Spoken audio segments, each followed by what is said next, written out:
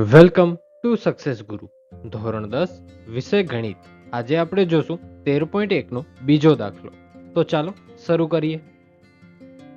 સૌથી પહેલા રકમ વાંચી લઈએ. એક ફેક્ટરીમાં 50 કારીગરોના દૈનિક વેતનના નીચે આપેલ આવૃત્તિ વિતરણનો વિચાર કરો. યોગ્ય રીતનો ઉપયોગ કરીને કારખાનાના કારીગરોના દૈનિક વેતનનો મધ્યક શોધો. આપણે દૈનિક વેતન રૂપિયામાં આપેલું છે અને કારીગરોની સંખ્યા આપેલી છે. આપણે તેના પરથી મધ્યક શોધવાનો છે. આપણે મધ્યક શોધવા માટે અહીં યુઆઈ વાળી રીતનો ઉપયોગ કરશું, કારણ કે આપણે વેતનની કિંમત ખૂબ મોટી આપેલી છે. જ્યારે કિંમત ખૂબ મોટી હોય ત્યારે આપણે યુઆઈ વાળી રીતનો ઉપયોગ કરવાનો, એ યાદ રાખી લેવાનું. આપણે એક્સઆઈ વાળી રીતથી પણ કરી શકીએ, પણ જવાબ લેવામાં રકમ બહુ લાંબી આવે, માટે આપણે અહીં યુઆઈ વાળી રીતનો ઉપયોગ કરશું. આ દાખલો શરૂ કરવા પહેલા આપણે યુઆઈ વાળી રીતની મદદથી મધ્યક શોધવાનું સૂત્ર જોઈ લઈએ. તેનું સૂત્ર છે x બાર બરાબર a વત્તા સિગ્મા fi યુઆઈ છેદમાં સિગ્મા fi ગુણ્યા h. આ બધું શોધવા માટે આપણે કોષ્ટક બનાવવું પડશે. તો સૌથી પહેલા ચાલો આપણે કોષ્ટક બનાવી લઈએ. અહીં મેં ટેબલ બનાવવાની શરૂઆત કરી દીધી છે, જેમાં વર્ગમાં દૈનિક વેતન જે રૂપિયામાં આપેલું છે તે લખ્યું છે અને એફઆઈમાં કારીગરોની સંખ્યા લખી છે. આપણે સૂત્રમાં જોયું હતું આપણે સિગ્મા એફઆઈની જરૂર છે. સિગ્મા એફઆઈ એટલે એફઆઈનો સરવાળો. તો ચાલો કરી લઈએ. 12 + 14 + 8 + 6 + 10 કરીએ તો આપણે મળે 50. એટલે આપણે સિગ્મા એફઆઈ મળ્યું 50. હવે એક્સઆઈ શોધવું પડશે. પણ તમને કદાચ થાય કે એક્સઆઈ શું કામ, આપણે તો યુઆઈ વાળી રીત કરવાની છે. તો યુઆઈ શોધવા માટે પણ એક્સઆઈ નો ઉપયોગ થાય છે, માટે આપણે અહીં સૌથી પહેલા એક્સઆઈ શોધવું પડશે અને પછી આપણે યુઆઈ શોધી શકશું. એક્સઆઈ એટલે મધ્ય કિંમત. બંને વર્ગોનો સરવાળો ભાગ્યા 2 કરીએ તો મળે આપણે એક્સઆઈ. 500 + 520 થાય 1020. એના ભાગ્યા 2 કરીએ તો આપણે મળે 510. એવી જ રીતે 520 + 540 ભાગ્યા 2 કરીએ તો મળે 530. 540 + 560 ભાગ્યા 2 કરીએ તો મળે 550.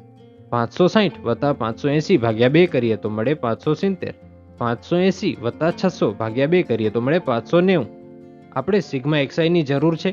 ના, સિગ્મા એક્સઆઈની જરૂર નથી. આપણે સૂત્રમાં જોયું હતું, તો એના સરવાળાની પણ જરૂર નથી. અહીં આપણે ડેશ કરી દેવાનો. હવે આ સિગ્મા એક્સઆઈ શોધવામાં જો તમને આ લાંબુ લાગતું હોય તો આની નાની રીત છે.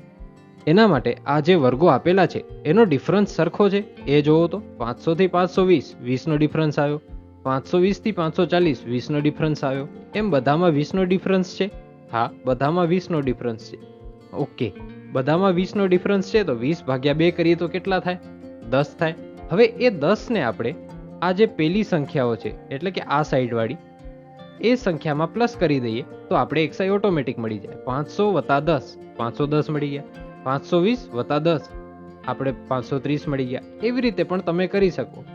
હજી એક આની રીત છે કે આ 510 તમે એકવાર ગોતી લીધા, આ બંનેનો સરવાળો કરી અને ભાગ્યા 2 કરીને પછી આ જે વર્ગનો તફાવત આવે છે 20 એ પ્લસ કરતા જવાના, તો તમને આ બધી સંખ્યાઓ પણ મળતી જશે. 510 માં 20 ઉમેરો તો 530 થાય. 530 માં 20 ઉમેરો તો 550 થાય. એવી રીતે તમે કરતા જાઓ તો તમને એક્સઆઈ મળી જાય. ચાલો હવે આગળ વધીએ. યુઆઈ શોધવા માટે સૌથી પહેલા આપણે એ ધારવો પડશે. પહેલા આ આપણે હટાવી લઈએ. એ તમે એક્સઆઈ માંથી કોઈને પણ ધારી શકો. 510 ધારી શકો, 530 ધારી શકો, પણ મેં અહીં 550 ધાર્યો છે. તમે ગાઈડમાં જોશો તો 530 ધારેલો છે. તમે તે ધારીને પણ કરી શકો અથવા 590 ધારીને પણ કરી શકો. તો આપણે ઉપર પણ લખી નાખીએ કે એ બરાબર 550. હવે આપણે યુઆઈ જોઈએ. યુઆઈ બરાબર મેં લખેલું જ છે કે એક્સઆઈ ઓછા એ છેદમાં એચ. આ સૂત્ર છે આપણું. હવે આપણે એ તો મળી ગયો, એક્સઆઈ પણ મળી ગયા. એચ કેવી રીતે શોધવો? એચ શોધવા માટે આપણે જે આ વર્ગ લંબાઈ શોધી, આ જે ડિફરન્સ બધાનો સરખો છે તે જ આપણું થશે એચ.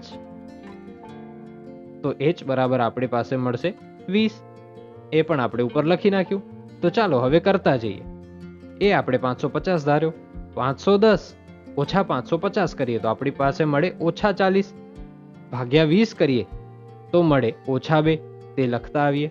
530 ઓછા 550 કરીએ તો આપણે મળે ઓછા 20. ભાગ્યા 20 કરીએ તો મળે ઓછા 1. 550 ઓછા 550 કરીએ તો 0 થાય. 0 ભાગ્યા કાંઈ પણ કરીએ તો આપણે જવાબ મળે 0. 570 ઓછા 550 કરીએ તો આપણે મળે 20. 20 ભાગ્યા 20 કરીએ તો મળે 1. 590 ઓછા 550 કરીએ તો આપણે મળે 40 અને 40 ભાગ્યા 20 કરીએ તો મળે આપણે 2. આ આપણે મળી ગયું. હવે આપણે શું સિગ્મા યુઆઈ ની જરૂર હતી સૂત્રમાં? ના, એની જરૂર નથી, તો એને પણ આપણે ડેશ કરી નાખીએ. હવે આપણે એફઆઈ અને યુઆઈ બંને મળી ગયા છે, તો આપણે તેનો ગુણાકાર કરીને એફઆઈ યુઆઈ શોધી લઈએ. પછી તેના પરથી સિગ્મા એફઆઈ યુઆઈ શોધી લેશું. સૌથી પહેલા આપણે આ હટાવી દઈએ. તો ચાલો ગુણાકાર કરતા આવીએ. 12 ગુણ્યા ઓછા 2, 12 દુ કેટલા થાય? 24, નિશાની ઓછા, ઓછા 24. 14 ગુણ્યા ઓછા 1, 14 એકુ 14, નિશાની ઓછા, ઓછા 14. 8 ગુણ્યા 0 કરીએ તો મળે 0. 6 ગુણ્યા 1 કરીએ તો મળે 6. 10 ગુણ્યા 2 કરીએ તો મળે 20. હવે આનો સરવાળો કરીએ. આવા સરવાળામાં સૌથી પહેલા જે વત્તા નિશાની વાળા છે એનો સરવાળો પહેલે કરી લેવાનો. 20 વત્તા 6 કરીએ તો 26, એ સાઈડમાં આપણે રફ કામમાં લખી દેવાનું. ઓછા 24 વત્તા ઓછા 14, ઈ બેનો સરવાળો જ થશે. ઈ બેનો સરવાળો થશે 38, પણ કેવા? ઓછા 38. તો ઓછા 38 વત્તા 26 કરીએ તો આપણે મળે ઓછા 12. એટલે આપણે સિગ્મા એફઆઈ યુઆઈ મળ્યું ઓછા 12. તો ચાલો હવે મધ્યક શોધવા માટે આપણી પાસે બધી વસ્તુ મળી ગઈ છે. તો ચાલો હવે મધ્યક શોધી લઈએ. સૌથી પહેલા આપણે અહીં મધ્યકનું સૂત્ર લખીએ. x બાર બરાબર a વત્તા સિગ્મા એફઆઈ યુઆઈ છેદમાં સિગ્મા એફઆઈ ગુણ્યા h. એ આપણે જે શોધ્યું એ મેં ઉપર લખી દીધું છે. તો ચાલો એ પ્રમાણે આપણે કિંમત મૂકતા આવીએ. x બાર બરાબર a આપણી પાસે છે 550. સિગ્મા એફઆઈ યુઆઈ મળ્યું આપણે ઓછા 12. સિગ્મા એફઆઈ આપણી પાસે છે 50 અને h છે આપણી પાસે 20. તે આપણે લખી નાખીએ. x બાર બરાબર 550 વત્તા ઓછા 12 છેદમાં 50 ગુણ્યા 20. હવે આગળ કરવા માટે 50નું અને 20નું એક એક મીંડું કાઢી નાખીએ, એટલે કે ઉડાડી દઈએ. પછી આપણી પાસે બચે x બાર બરાબર 550 વત્તા ઓછા 12 ના છેદમાં 5 ગુણ્યા 2. તો આપણે સૌથી પહેલા ઉપર ગુણાકાર કરી લઈએ. 12 ગુણ્યા 2 તો આપણે મળે x બાર બરાબર 550 ઓછા 24 ભાગ્યા 5. હવે ઓછા 24 ભાગ્યા 5 ની જગ્યાએ આપણે 24 ભાગ્યા 5 કરીએ અને આગળ ઓછાની નિશાની લગાડી દઈએ તો ઓછા 24 ભાગ્યા 5 આપણે ઓટોમેટિક મળી જાય. તો મેં અહીં 24 ભાગ્યા 5 કર્યું છે. સૌથી પહેલા તો 5 ચોક 20 મેં ભાગાકાર સીધો કર્યો છે. આપણી પાસે વધે 4. હવે 4 વધ્યા, 4 તો 5 કરતા નાના છે, માટે પોઈન્ટ લગાડ્યો ઉપર, જે તમને યલો કલરમાં દેખાતો હશે. એ પોઈન્ટને કારણે 0 લાગી જાય નીચે, તે આપણે જાણીએ જ છીએ. એ પણ મેં યલો કલરમાં જ કરેલો છે.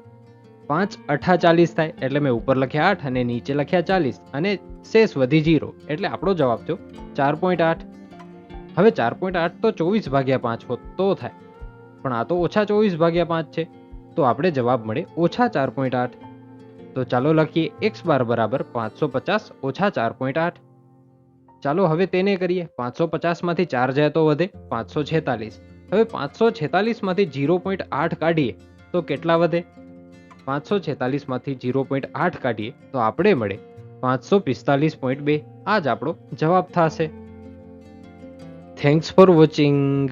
જો તમને દાખલો સમજાઈ ગયો હોય તો વિડીયોને લાઈક કરજો અને આવા જ એજ્યુકેશનલ કોન્ટેન્ટ માટે ચેનલને સબસ્ક્રાઇબ કરજો.